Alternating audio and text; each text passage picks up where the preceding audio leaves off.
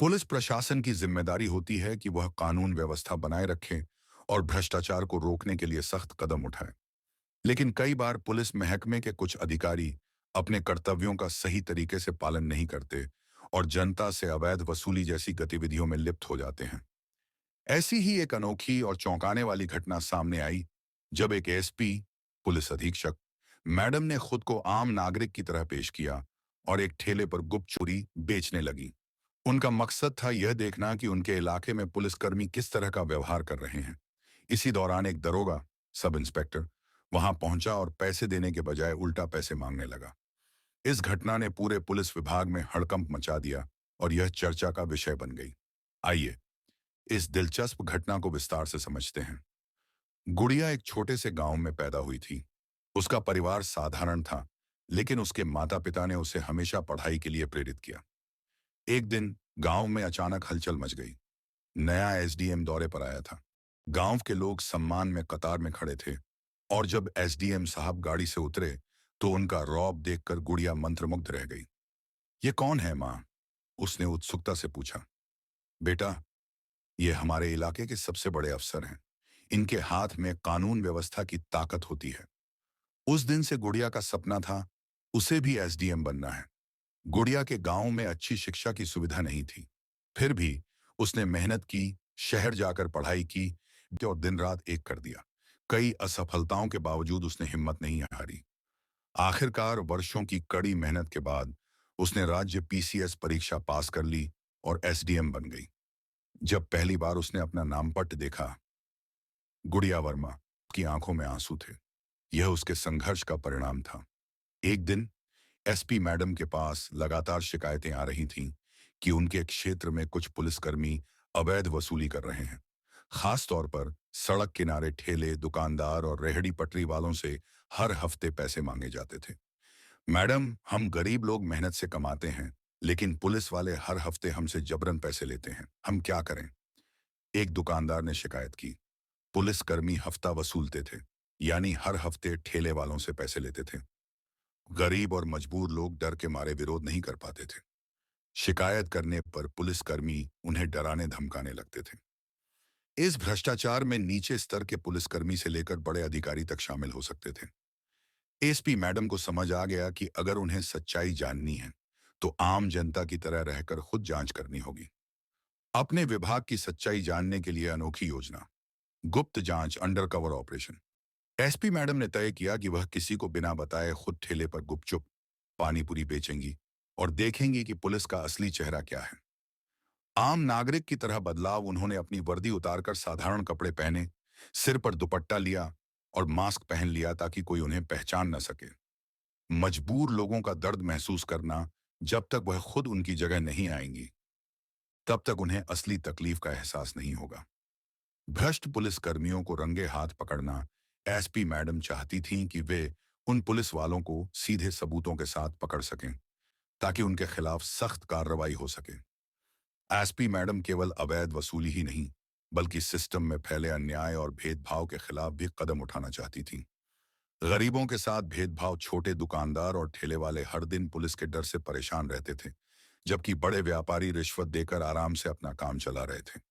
महिलाओं और कमजोर वर्गों की परेशानी, महिलाओं और गरीब वर्ग के लोगों की शिकायतें पुलिस में सुनी नहीं जाती थीं।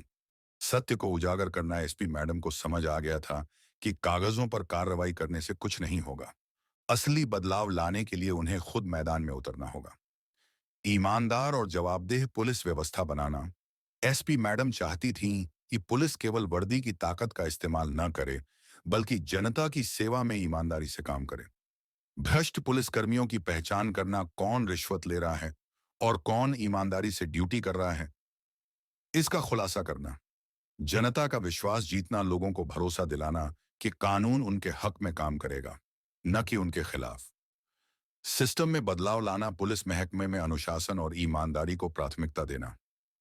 भ्रष्टाचार पर जीरो टॉलरेंस नीति लागू करना, रिश्वतखोरी और अवैध वसूली को पूरी तरह खत्म करना। दरोगा की एंट्री पैसे लेने आया, देने नहीं। कुछ देर बाद एक पुलिस दरोगा वहां पहुंचा। दरोगा ने ठेले पर आकर बिना पैसे दिए गुपचुप खाना शुरू कर दिया। दरोगा: अरे, नई दुकान खुली है, चलो आज टेस्टिंग करते हैं। एसपी बदले हुए रूप में। हाँ साहब, नई दुकान है, अच्छा लगा आपको? दरोगा, अच्छा तो है, लेकिन यहाँ ठेला लगाने के लिए परमिशन चाहिए। समझी? एसपी, कैसी परमिशन साहब? अब दरोगा असली रंग में आ गया। दरोगा, सीधी बात कर, हर हफ्ते 200 रुपये देने होंगे, नहीं तो ठेला नहीं लगाने देंगे। एसपी मैडम अंदर ही अंदर गुस्से में थीं, लेकिन उन्होंने शांत रहते हुए दरोगा की बातों को सुनना जारी रखा। एसपी, अगर ना दूं तो? दरोगा आइंदा हो खिसते हुए, तो ठेला उठा देंगे और अगली बार सड़क पर बैठने भी नहीं देंगे।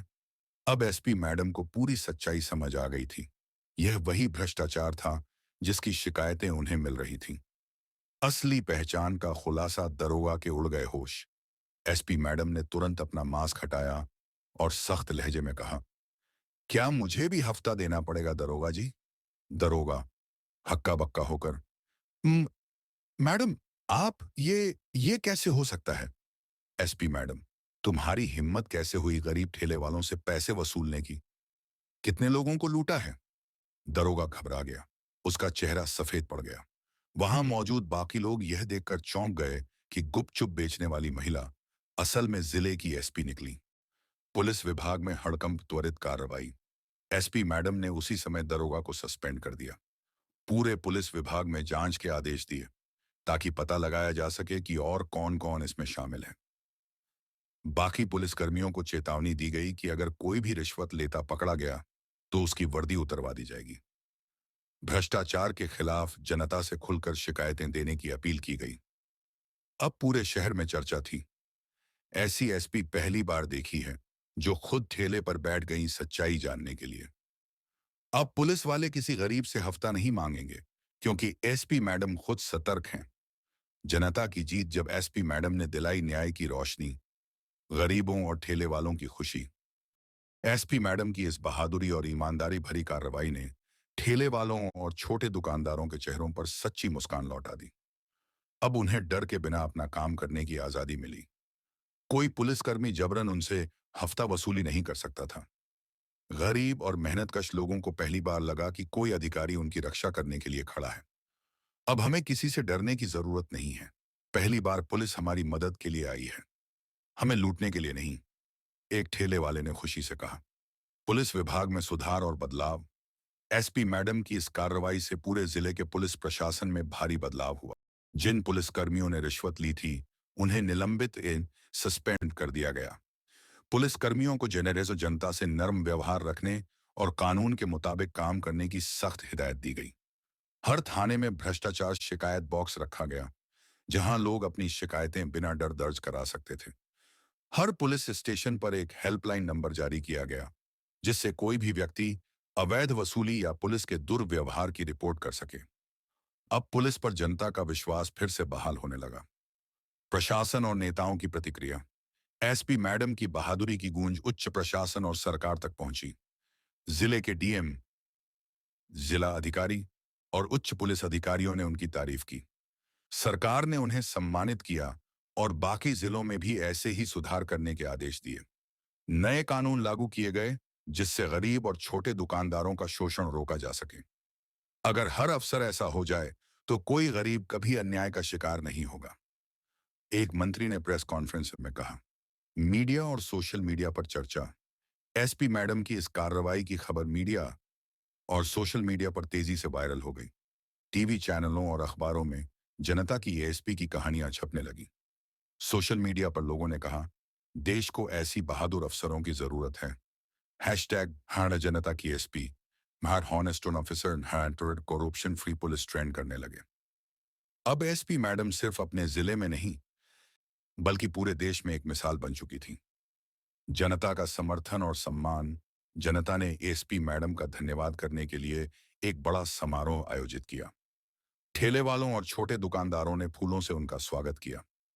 महिलाओं ने उन्हें राखी बांधकर कहा, हमारी बहन और रक्षक हैं। कई युवाओं ने उनसे प्रेरित होकर पुलिस और प्रशासनिक सेवाओं में जाने का फैसला किया। अब एसपी मैडम सिर्फ एक पुलिस अधिकारी नहीं रही, बल्कि न्याय और ईमानदारी की पहचान बन गई।